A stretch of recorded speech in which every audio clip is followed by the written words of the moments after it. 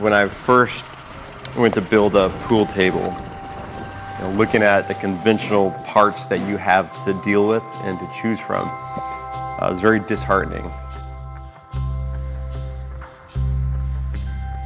That was such a thing. I mean, I even went so far as to order these pockets and be like, well, maybe I can deal with them when they arrived.